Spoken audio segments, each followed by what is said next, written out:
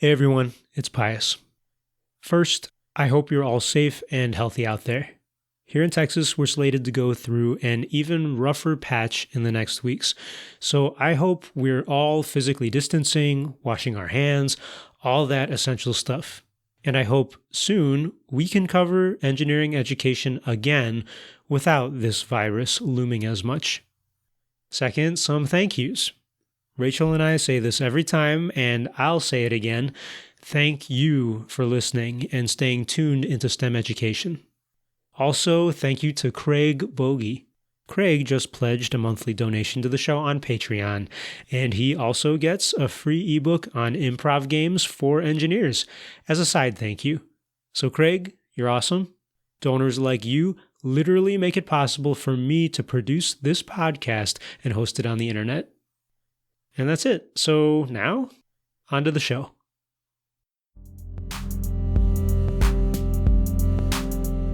Can kids invent new stuff with chemistry? Let's talk about it in the K-12 Engineering Education Podcast.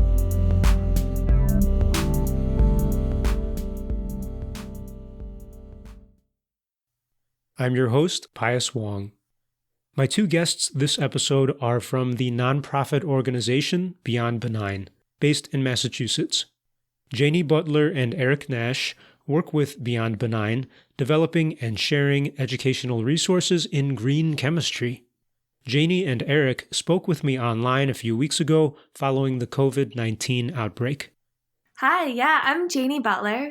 So I work at Beyond Benign, which is a nonprofit. It's located up in Wilmington, Mass. And what we work on is how to do green chemistry education in the K-12 and higher ed settings. And specifically, that's working on how to do chemistry in a little bit more sustainable ways. Okay. And Eric? Sure. My name is Eric Nash. I've been a teacher for nearly 35 years now, and I've mainly taught chemistry and physics. And I often like to tell my students that when I was their age, I wouldn't have dreamed of becoming a teacher. And now looking back, I can't imagine having done anything else. Well, obviously, I wanted to speak to you because I learned about you and Beyond Benign at South by Southwest Edu that was going to take place in March 2020. I thought I was going to miss your workshop that you had scheduled. That's why I thought I was being so smart scheduling an interview with you. But turns out a lot of people missed out on Beyond Benign at South by Southwest Edu. So yes. I'll ask Janie first. What were your plans here at South by Southwest, first of all? So exactly what you were just saying. Unfortunately, South by Southwest canceled all the programming, so nobody got to see what we wanted to share out, but it was going to be really exciting. So the relationship we have with Eric is at Beyond Benign, we have a team of around 21 teachers from about 11 different states across the U.S.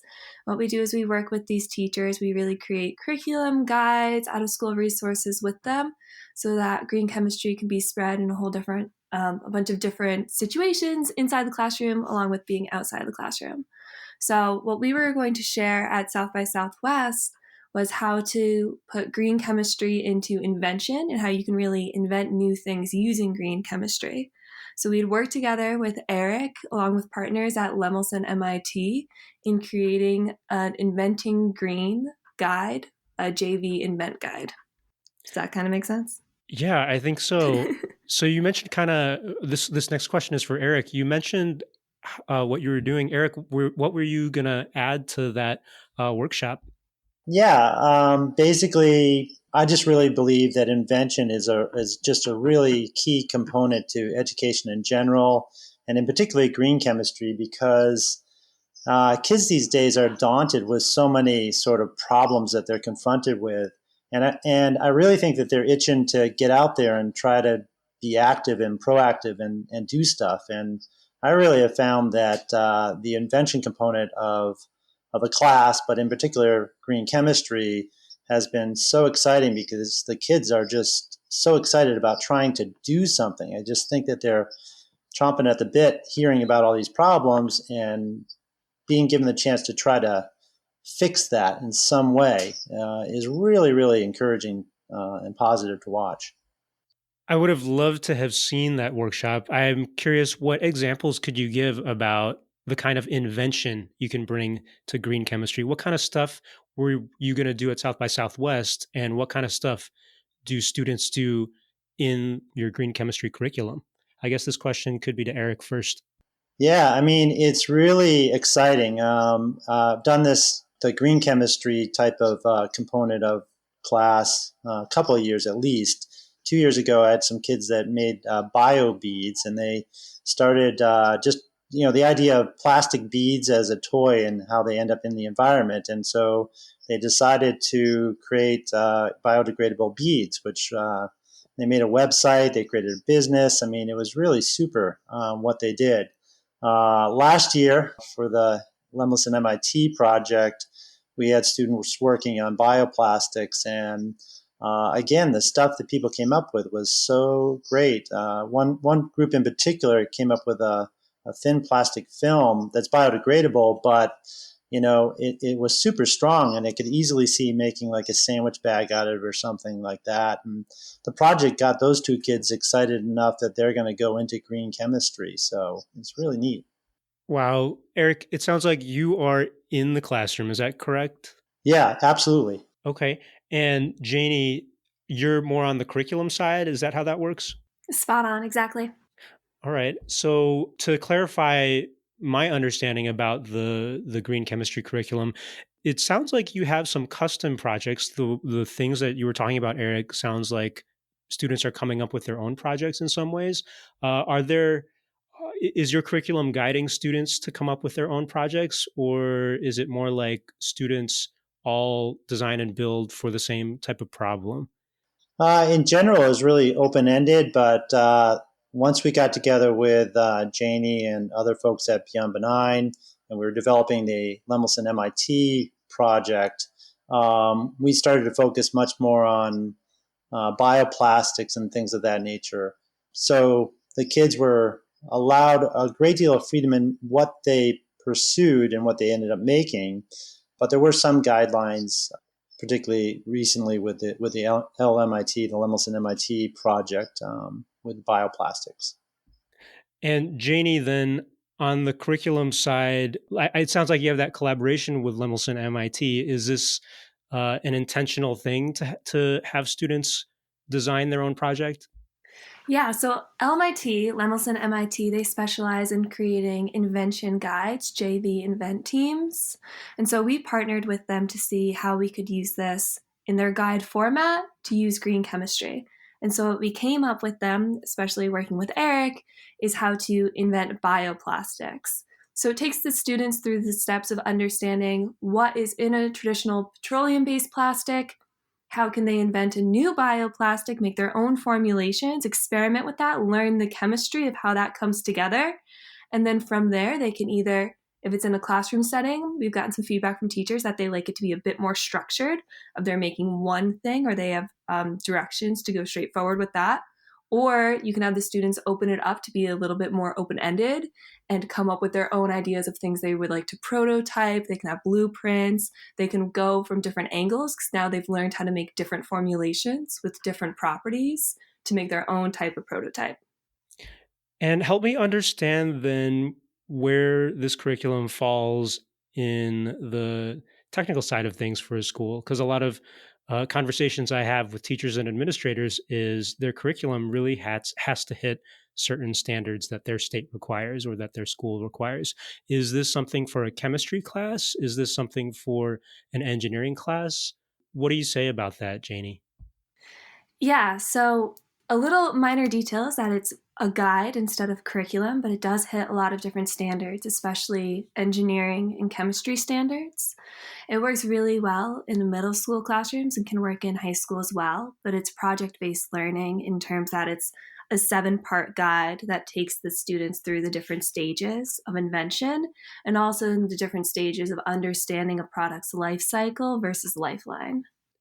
You mentioned the product life cycle, and as an engineer, that's a really hot topic, I think, nowadays. And that's kind of what attracted me to your workshop in the South by Southwest listing.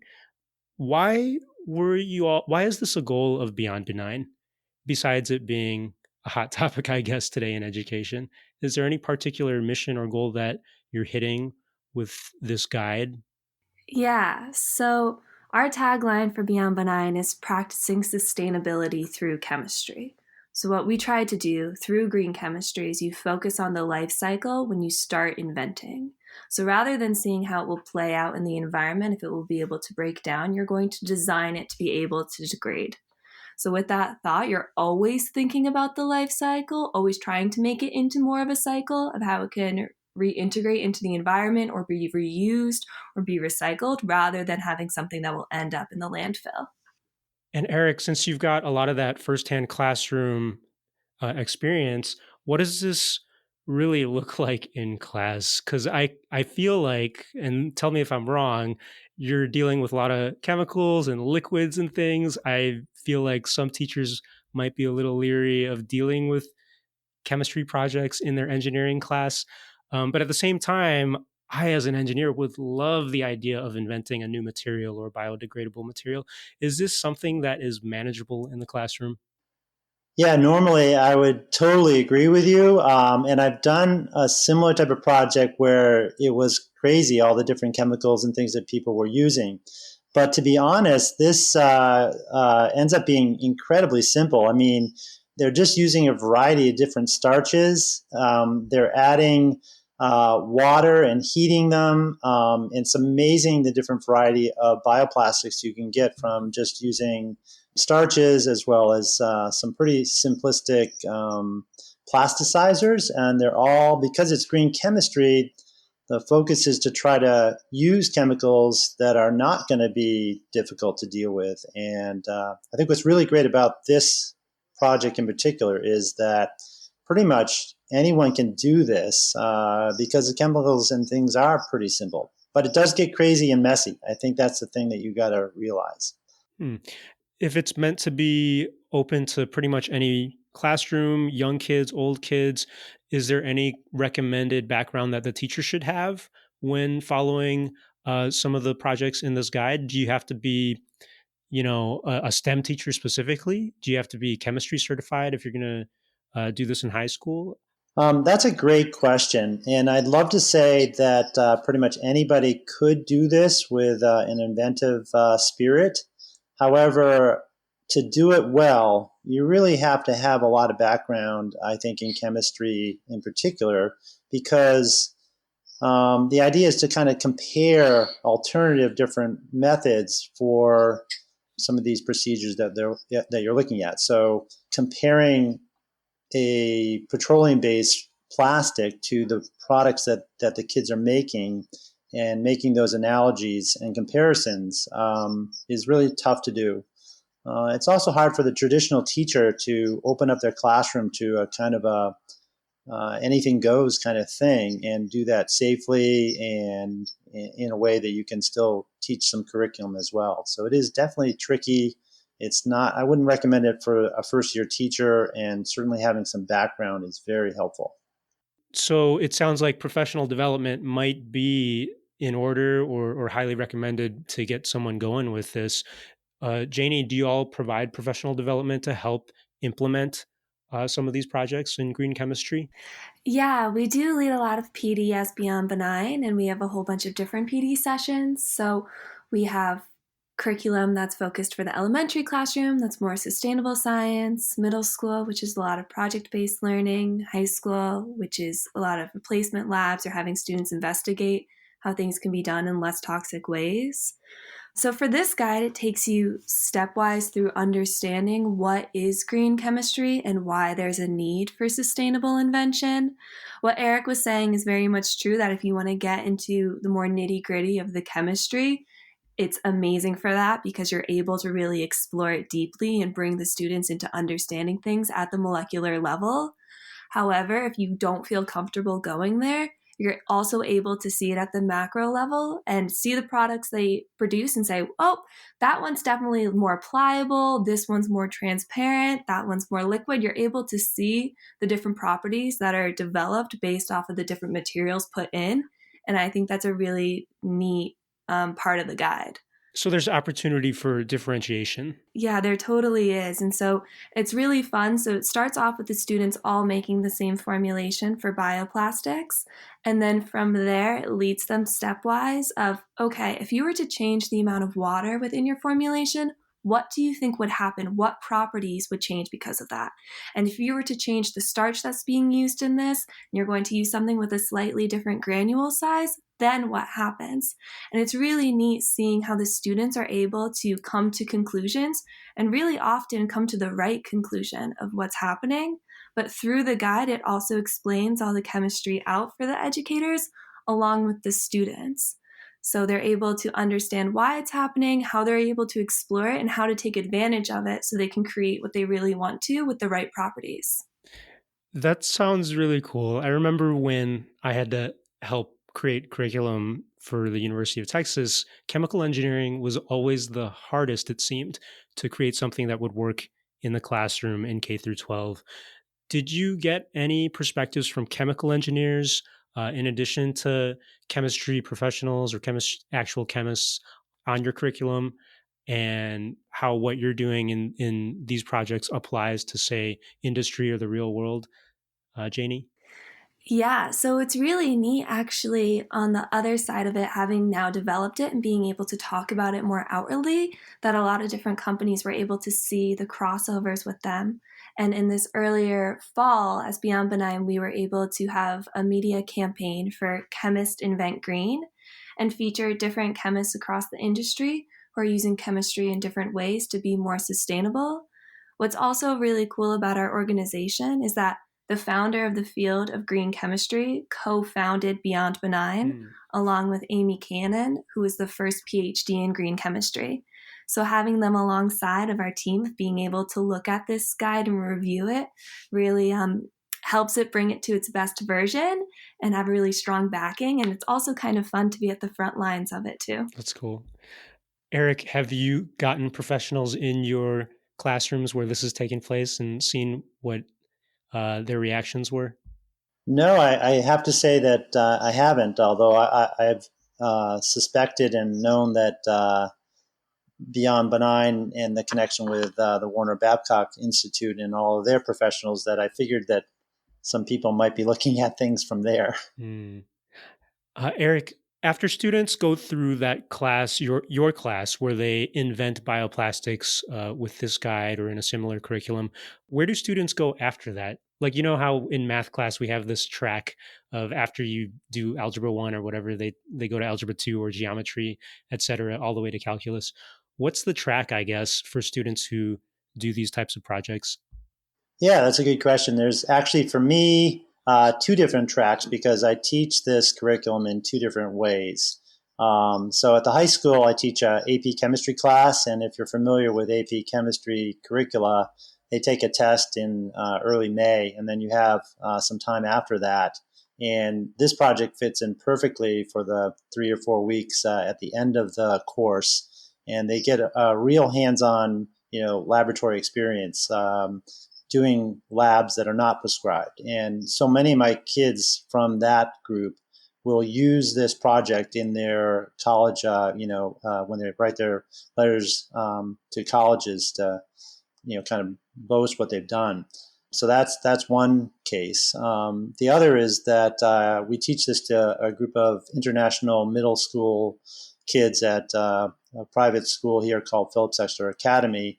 And a lot of those kids are turned on to the whole topic of chemistry at the middle school age. And it's really exciting because chemistry is kind of one of those sciences that a lot of kids at that age don't necessarily think about getting into. So it's awesome opportunity in a summer program because it doesn't fit exactly with a lot of curriculum you might have to cover in a normal school year. So that's a really great opportunity there. Yeah, I could imagine this type of program or curriculum wouldn't be just for school. Do you find that there's any after school programs or libraries or any other organizations that might use this? Janie, maybe this is a better question for you. Yeah, sure. Actually, it was just in February. There was a February break camp where we ran this guide with them there. And it was just 1 week, so really compressed because this is a 7-part guide. So it was abbreviated version of the guide, but it was really neat to see how that went because we got to be really involved with it, help lead it, and that was for middle schoolers for a few hours each day for 5 days. And it's always great seeing what kids come up with.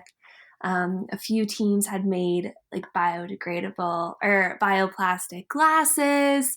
One group made bioplastic stamps with their initials on them so then they could stamp papers with it. And yeah, it's always fantastic to see what kids come up with. Wow. So both of the projects or all of these projects that both of you were saying are pretty impressive. And Eric, before I forget, I just wanted to say I would love to see the website that some of your students have created to show off some of their projects, let alone bioplastic glasses and beads and all these other things. The awesome part too is I got to meet Eric's students who've gone through this guide. We made a video together that you can also find on the Beyond Benign YouTube channel. And his students are just fantastic, and you can really see how enthusiastic they are about this. And that's so much credit to his teaching. It's really inspiring. Excellent. Yeah, I would love to check that out. And I can put links to the YouTube channel as well into the show notes here. So this next question is for both of you, Janie and Eric, and I'll go one at a time. But what do you think is different about inventing in chemistry versus inventing in any other field? And as background, I have training in biomedical and mechanical engineering, and I feel like design for chemistry is just a little more esoteric. Creating a new material is just a little bit more difficult for me. So, how can you demystify this process? How is it inventing for chemistry a little different? And Eric, I'll go to you first. Wow, that's a really great question, Pius. But and it is difficult. I think that there are two ways to look at this. One way you can look at inventing from the standpoint of materials. So you can also basically have kids make things using plastic bottles or different types of materials, rubber bands and things like that. And you don't need to get into the chemical reaction part of chemical engineering. And that's a great start off point where kids are exploring materials that they're picking up around the house to make a prototype of some invention, like an elastic gun, or something that's, blowing up a balloon or something, and just thinking about the tactile experience of dealing with materials and then connecting that to the chemicals. That's a good start-off point because, of course, you don't need to get into reacting chemicals. When you get into, actually trying to create chemical engineering types of materials, it does get difficult because you need to have kids have some kind of experience, and you have to have guidance, you have to have the proper safety and all that sort of thing. And that's what I think is really very cool about this project, is because you can do it with kids that are in middle school age, and it's pretty darn safe.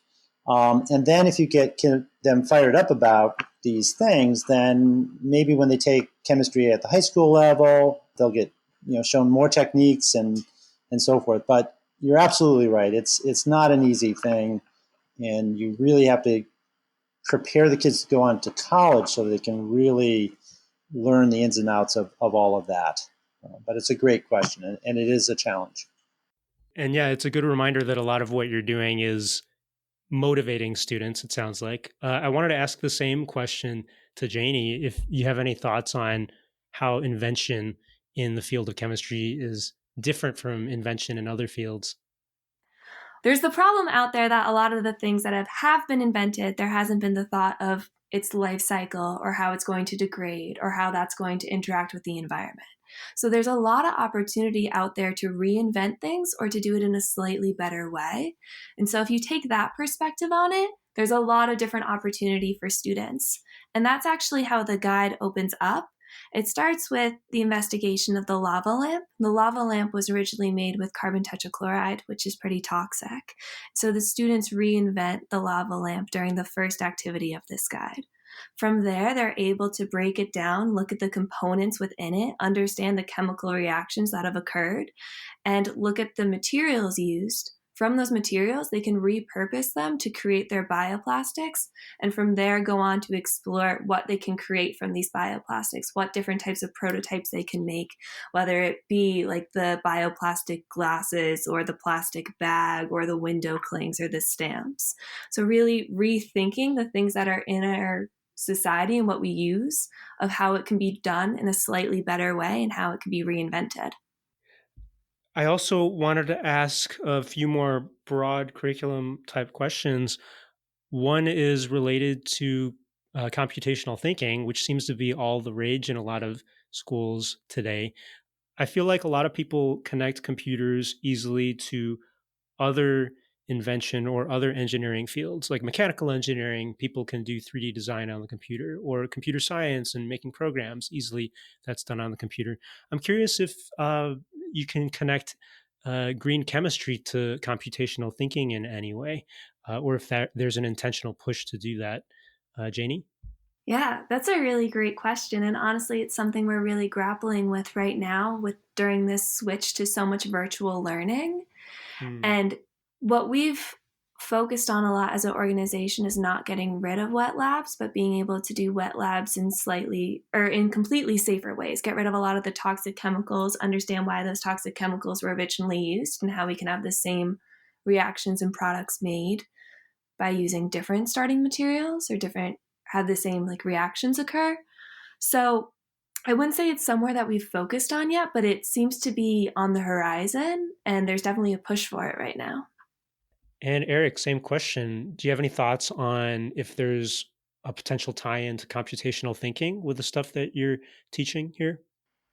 Yeah, absolutely. So first of all, the computer is just a great resource because you can look up so many different recipes, and you can find these things that have been done out there. So many of the recipes that the kids used were based on something that they might have seen in a YouTube video. On the same token, you can see how different things react because there's so many videos on so many different things out there that could be used educationally. I should also mention podcasts, of course, where you can learn from something that you're seeing or hearing on the computer. And this is really invaluable in chemistry because there's a lot of stuff that you can't do because it's just not safe. But many times you can find that online. And so you can use that as a tool. You can also research about the dangers of some another method that you might want to, compare a more green type of approach and compare it to something that's done, let's say, on an industrial level, and it's much easier to do some quick research in that regard. So that would be one way that I think that this is very helpful. And you both touched on virtual learning or using the computer in general. I guess it automatically leads into this next huge issue today. How do you foresee implementing a green chemistry curriculum or project when students are at home? Is the stuff that you're advocating to use readily accessible to parents, or how would it work basically? And I'll ask this to Janie first if you have any ideas or concerns. Yeah, sure. I also really like the answer Eric just gave. That was great. But it's definitely on our minds right now. Eric made a great point that all these materials are very safe. They're easy to get, if you have a grocery store that still sells stuff. But it could easily apply to be done at the home. I just feel like it's a completely changing time right now. It's a little bit hard to predict how to react and to what extent, but it is exciting having this guide to be released that's able to be adapted to be done in different settings. And that's kind of what we work on in green chemistry, is doing things that reduce the harm around chemicals being used. And by having it be less toxic chemicals, we're able to also have it be less expensive, more accessible chemicals or materials to start off with. And that kind of all leads to our idea of having this equity of access for students to be able to learn chemistry and to be able to invent. All right, thanks, Janie. And I'm going to let Eric, if you have any thoughts about how online learning could take place or distance learning, what do you think about that? Yeah, well, I've had the opportunity to think about this a lot since the past month I've been teaching from my house. So, yes, I think that a lot of these things can be done. The beauty of the curriculum that we wrote for LMIT is that it really is stuff that you could do at home. And there's a lot of chemistry, I would say, that is basically cooking. The whole bioplastics project is really the idea of thickening agents used to make sauces and gravies and things like that, and jellos and these types of things. So that there's same principles. And the beauty of green chemistry is that you can use some of these nature-based polymers and other materials to do some pretty cool stuff. And you don't need much more than, maybe a hot plate or even a microwave. You need to have parents and people that are there to oversee these things. I'm not sure it'll ever replace a chemistry class and a chemistry lab, but there are a lot of things that you can do. And the advantage of green chemistry is, at its heart, you're using chemicals that are benign, that they aren't doing harm to people and so forth. So there's a lot more available that you could do virtually and give kids tasks to do from the computer, but are using their senses, using their hands. I feel like chemistry is a real tactile and using your senses. And that's an important component to add to virtual learning, is that it can't be all on a keyboard. It needs to be things that are getting them up and around, getting them out in the woods, getting them using their hands, using their eyes, and all of these things, because that's just critical to invention. Okay, thanks, Eric. You all mentioned, well, I think, Janie, you started to mention the idea of creating something that was equitable, that all kids have access to. And I know, Eric, you were kind of touching on that as well. The guide, it really walks through stuff that everyone should have access to, it sounds like. Are there any issues that educators should actively be aware of when it comes to equity and implementing this curriculum? Janie, your thoughts? That's a really tricky question. Part of our mission as Beyond Benign is everything we create is open access for educators. So they're able to have it in their classroom readily available. We also do it all in Word documents so that they're able to edit it and change it to fit their structure, how they like to teach, to have it ready for their students. And we have that same idea translated into this guide, that we want it to be materials that teachers feel safe using. They feel comfortable having students of all learning types. The camp I mentioned with you before for that February break camp, most of the students there had English as their second language. And what was great is that with the guide, there's so many images. It's really, you're able to understand what the materials are, not be worried if they're going to mix up something, that there's going to be a big explosion, that it's very, right? It's a concern in the chemistry classroom, but that everything is accessible for students. And in that same vein, it makes it a bit more accessible for teachers to take away that fear. But there are hot plates used within the guide, which, that's always something to be aware of, to have some eyes on, and to be monitoring with students. Okay. And just same question, Eric. If you think educators or teachers implementing this program should be especially concerned about access issues or equity with different students in your class. Yeah, I think I would reiterate a lot of what Janie just said. I think what I would add is that one of the wonderful things about chemistry, if you look at it through history, it's been a great equalizer for people. If you can, it's hard stuff, but if you delve into it and create some new solutions, these things can be very, very profitable. Throughout time, it's chemistry that has made these historic quantum leaps in civilization. And very often it's people that are willing to dub around and mess around and experiment and try to innovate new things. And from that standpoint, I believe that this is a really important thing to try to illustrate to children, particularly of maybe coming from places of lesser means and so forth, as an opportunity. So yeah, I would say that it would be really great to illustrate that to whole populations of students at different levels. Okay. And going outside of the curriculum for just a few more questions, I'm reminded of a concern that my colleague Rachel, she sometimes hosts this podcast with me.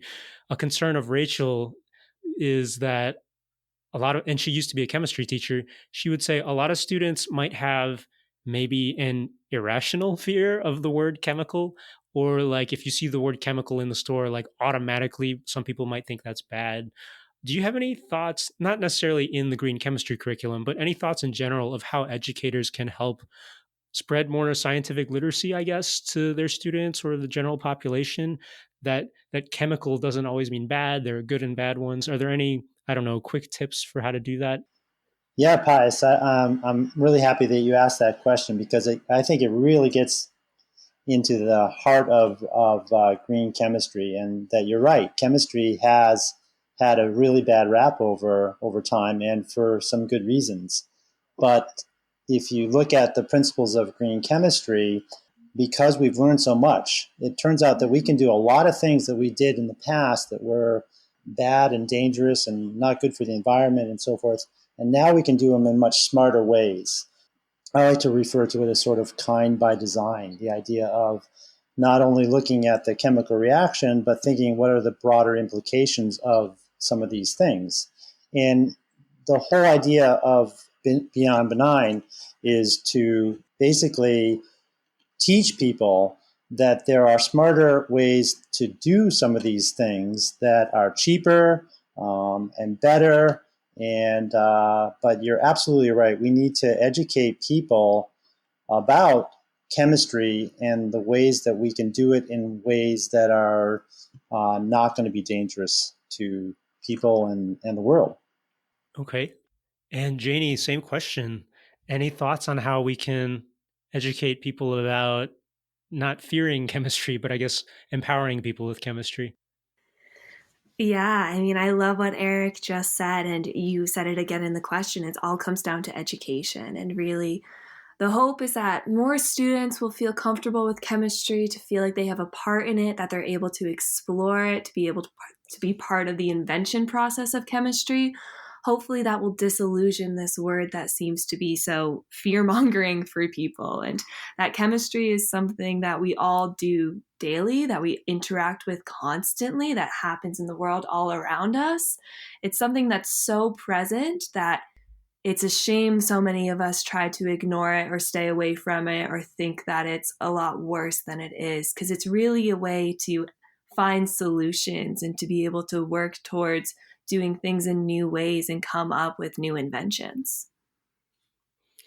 I wanted to ask you both just a little bit about your own backgrounds professionally, if you don't mind. If I could ask you, I'll start with Eric. What is your background in chemistry or in science? It was really roundabout. So I went into college knowing that I wanted to study physics, um, but I didn't really think beyond that. I just really liked it. Wanted to study astronomy, and when I got out of college, sadly, when I was looking at different jobs, my first job offer was, designing the trajectory of, the Patriot missile and stuff, and I sort of ran out of that building sort of sick. And I got a job. They were offering a job to math science teachers, and I took that because there was nothing else, and had the fortune of working with one of the best teachers ever. He was a future teacher of the year, and he just turned me on to teaching. And then that year, chemistry teacher retired, and I took her job. So that's my story. 35 years later, I'm still doing a job that I thought I might just do for a year, but I love it. It's great. Wow, Eric, thank you for explaining that. I always love to hear how people get into education too. Janie, same question. What was your professional background, I guess, getting into this? Yeah, I'll get to that, but I also think, Pius, you should ask Eric what his license plate is. Oh, okay. Yeah. Eric, what's your license plate? So it's GCP, which is Green Chemistry Principles or Good Clinical Practice. I'm actually thinking of having it changed to kind by design, but yes, I like that because I have a hybrid, and my kids ask, what's that stand for? And I like to point out that, this hybrid that I have, it's a Honda Insight, and it's just a great example of green chemistry. I mean, I think it's a cool looking car. It gets close to 60 miles per gallon, and it's fun to drive. And it's just an example of how you can make a product using green chemistry principles that are inundated in that car. And, you get a really awesome product, and it's good for the environment as best it can be. That's awesome. You're really in it to win it, is what it sounds like. I'll let Janie continue too. Okay. Yeah, I know. Just like Eric, I've been bit by the green chemistry bug. So my story starts back when I was an undergrad and I was studying chemistry and biology and really loving it. And I went in as an economics major. I decided to go into biochemistry because I loved how chemistry gave an explanation for why things were happening and really let me get down to the nitty gritty of the problems. I wanted to understand the mechanism and how all these things came about. And I've always been really enthusiastic about nature, about the world, about understanding it. And so it came to this studying biology, studying chemistry, having a deep love and passion for both of them. So of the nature in biology and the why in chemistry. And so when I was going towards graduation, I was feeling a little bit torn because I loved chemistry so much, but I saw all the toxic waste we were creating and all the excess plastic being used. And it was just so disheartening. And then I was over in the biology lab and I did my research on phytoremediation, how to get toxic waste out of the soil.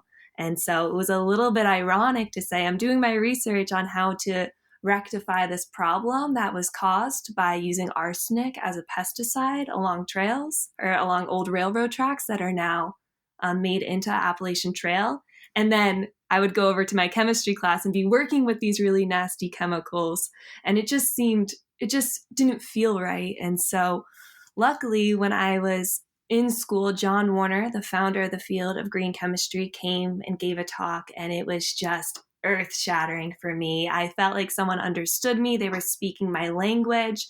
They were giving me answers to all the feelings of being disheartened about what's happening to our environment and everything that's happening with climate change. I wanted there to be solutions. And there was someone showing me that there's not just a few solutions, but a whole science of solutions. And science of solutions is actually one of the lines people use to describe green chemistry.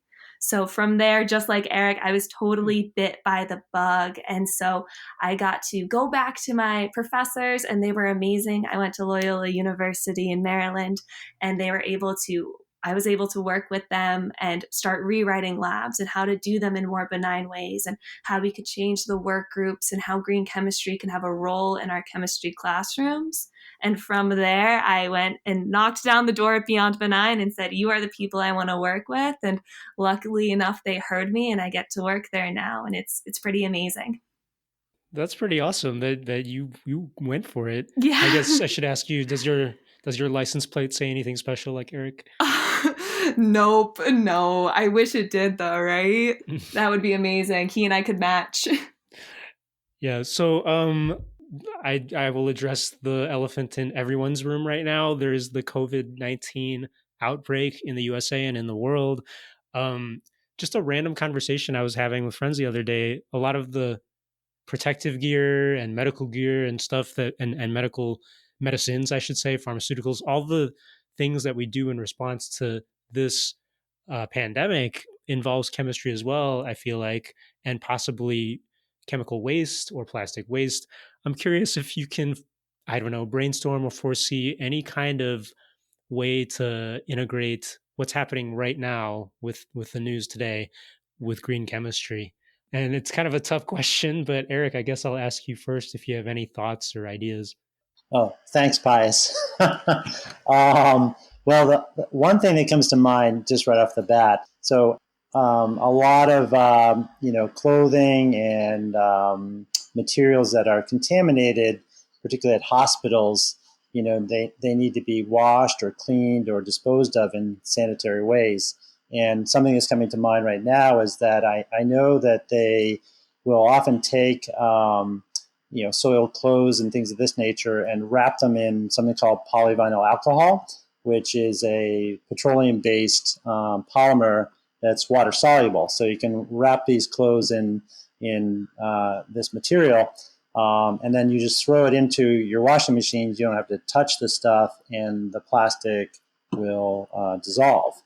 Problem is that that's, of course, a petroleum-based product that uses a lot of kind of nasty chemical processes to make that. If you could take the product that my kids made, they made a plastic film using starch, which is durable enough to last in warm water for, several minutes, and do the same thing, but now you're using a cradle-to-cradle type of principle behind the plastic, and that's just being given the question off the cuff like that. That's one thing that I could think of right off the bat. Wow, thanks, Eric. And Janie, I'm curious if you have any thoughts about how to integrate green chemistry with the COVID-19 news today. Yeah, there's a few things that come to mind. One is an example we often use when explaining green chemistry.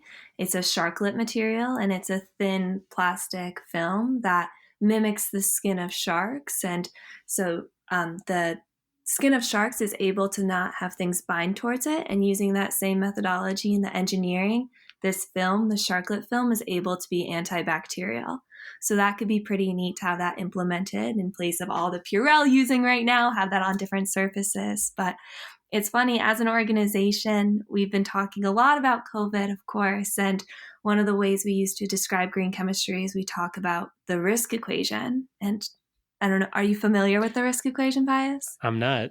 Okay, so it's risk equals exposure times hazard. And the way we look at it of green chemistry is often chemistry, you focus on the exposure, right? So you wear gloves, you cover your face, you have your hair tied back, and the hazard is often the nasty chemicals you use. And so we're seeing a lot of similarities right now, right? Of everyone thinking, okay, so now the hazard is COVID. We're all limiting our exposure, and that way we're able to limit the amount of risk as well. And it's the same methodology of looking towards issues. And so it'll be interesting to see where we are on the other side of this, but I'm always happy to hear that everyone's taking care of themselves. You're holding your loved ones, you're, circling the wagons, that we're all going to get through this. Thanks, Janie. So what's in the future for this guide, Janie? I love that question. I feel like I have a lot of different ideas, and one of the things we really want to do next is make some online resources that are able to be accessible to teachers for learning this guide, for teaching this guide. Have a few more resources that can be on our website that coincide with the different lessons within the guide, so that there can be stages that explain how you set up your workbench for having the lab stations, or what the reaction is going to look like, or how you can do that lab, or what the different products are that you can produce. So it'll be really exciting to start working on that. Awesome. And Eric, likewise, what's in the future for your classroom, your chemistry classroom? Honestly, as far as my classroom, I'm feeling really good. For me, as far as the future of this, is really getting in at the elementary level, because that's where we're missing the boat. And we really have to come up with ways of teaching kids some of these concepts at an early age, particularly the invention component of all of this. So my head has really been recently wrapped around the idea of trying to implement this much more aggressively at the elementary levels. Okay, thanks. Again, once more, remind me, how would educators or parents or whoever learn more about Beyond Benign and the green chemistry guide that you have put out? Janie? Yeah, so everyone can go visit our site, beyondbenign.org. On there, you'll find our K-12 curriculum along with higher ed curriculum. And under our curriculum is also the Green Chemistry Invention Guide. Perfect. Thank you so much. So I just wanted to say thanks again to both of you, Janie Butler and Eric Nash from Beyond Benign.